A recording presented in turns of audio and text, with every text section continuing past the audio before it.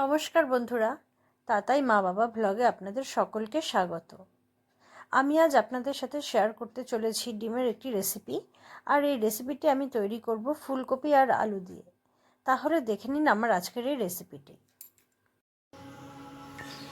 ডিম ফুলকপির জন্য আমি এখানে ফুলকপি আর আলুগুলোকে বড় বড় করে কেটে ধুয়ে নিয়েছি।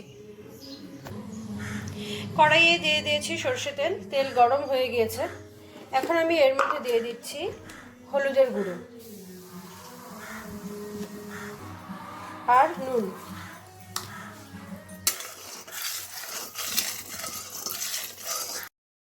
এখন আমি এর মধ্যে আগে থেকে সেদ্ধ করে রাখা ডিমগুলোকে ছেড়ে দেব।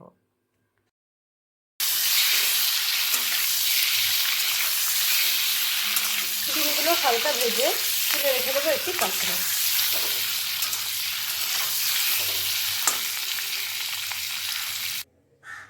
ডিমগুলো তুলে নিয়েছি। এখন এই একই তেলে আমি আলু আর ফুলকপিগুলোকে ছেড়ে দিচ্ছি।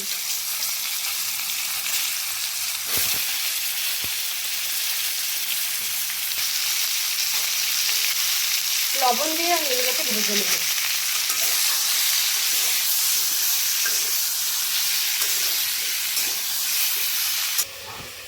আলু ফুলকপি ভাজা হতে হতে আমি এদিকে মশলাটা তৈরি করে নিচ্ছি, যার জন্য নিয়ে নিয়েছি কয়েক কোয়া রসুন, অল্প আদা, একটা গোটা টমেটোকে আমি কেটে নিয়েছি।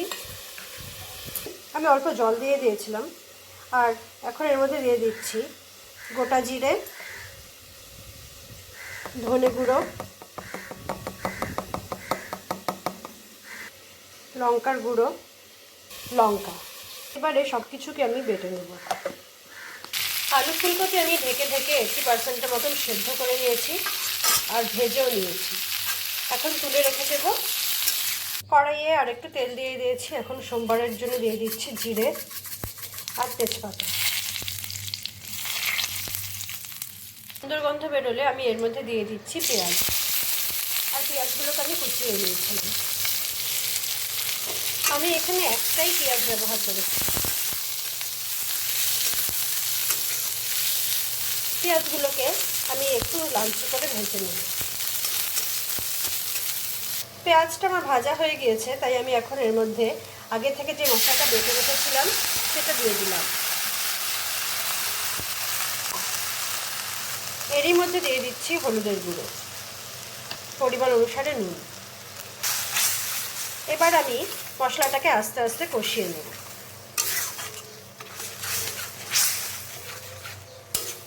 মশলা কষে গিয়েছে, তাই এখন আমি এর মধ্যে দিয়ে দিচ্ছি জল।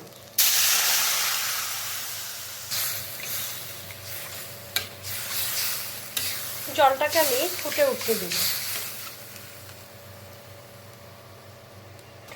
ঝোলটা ফুটে ওঠা শুরু করেছে, তাই আমি এখন এর মধ্যে দিয়ে দিচ্ছি সামান্য চিনি।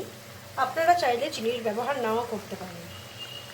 এখন আমি এর মধ্যে আগে থেকে ভেজে রাখা ডিম, ফুলকপি আর আলুগুলোকে ছেড়ে দিলাম।